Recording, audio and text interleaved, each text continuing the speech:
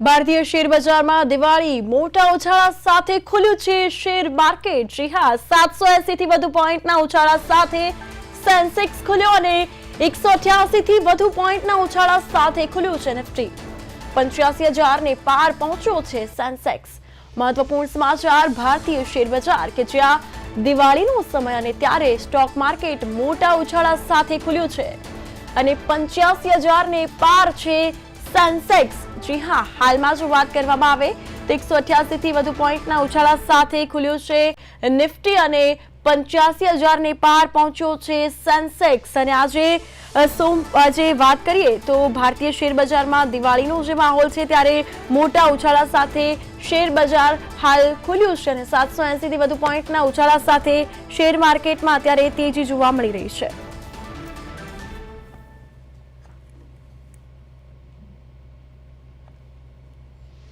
તો મહત્વપૂર્ણ સમાચાર કે જ્યાં શેર બજારમાં દિવાળીના સમયે તેજી જોવા મળી રહી છે। સાથે જ વાત કરવામાં આવે તો સેન્સેક્સ 85,154 પર છે અને નિફ્ટી ની વાત કરીએ તો 24,074 પર છે। હાલમાં જો આપણે જણાવી દઈએ તો સેન્સેક્સમાં વધારો જોવા મળ્યો છે, 600 પોઈન્ટથી વધીને 85,000 પર ટ્રેડ થઈ રહ્યો છે। નિફ્ટી પણ ઓલ ટાઈમ હાઈ નજીક છે, 140 પોઈન્ટ વધીને 26,000 પર પહોંચ્યો છે।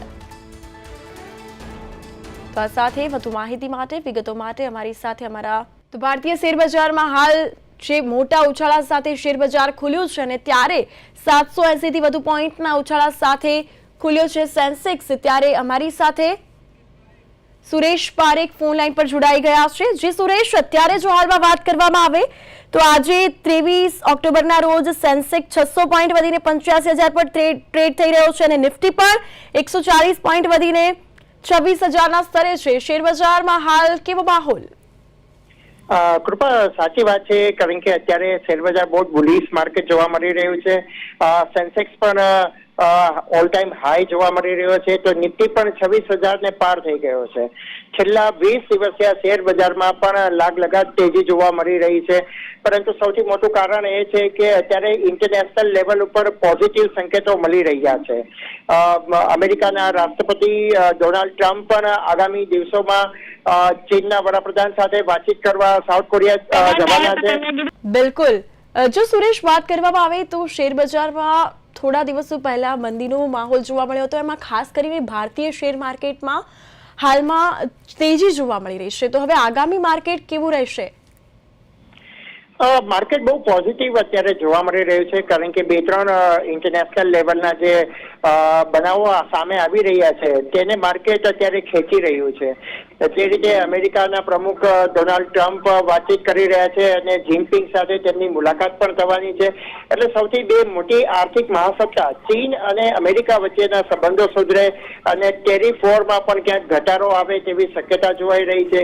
એ ઉપરાંત ભારત અને અમેરિકા વચ્ચેની જે ટ્રેડ વાતચીત ચાલે છે તેમાં પણ કેટલાક પોઝિટિવ સંકેતો જોવા મળી રહ્યા છે।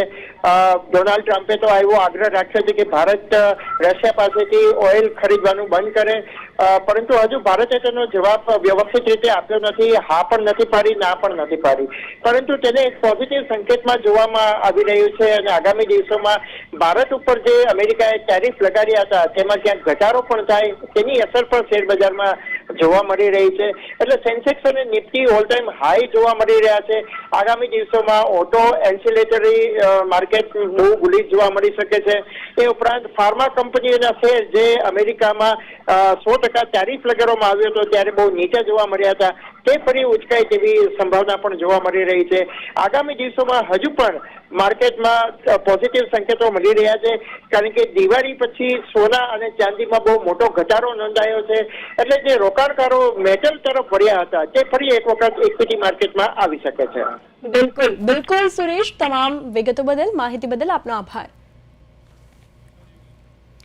તો હાલ સેન્સેક્સ 600 પોઈન્ટ વધીને 85,000 પર ટ્રેડ થઈ રહ્યું છે। નિફ્ટી પણ ઓલ ટાઈમ હાઈ નજીક છે, 140 પોઈન્ટ વધીને 26,000 પર પહોંચ્યો છે। ખાસ કરીને જો વાત કરીએ તો આજના કારોબારોમાં આઈટી અને એફએમસીજી શેરોમાં સૌથી વધુ તેજી જોવા મળી રહી છે। નિફ્ટી આઈટી ઇન્ડેક્સ 1.80% અને એફએમસીજી ઇન્ડેક્સ જે છે તે 0.50% વધ્યો છે। ખાસ કરીને 188 થી વધુ પોઈન્ટના ઉછાળા સાથે નિફ્ટી ખુલ્યો છે।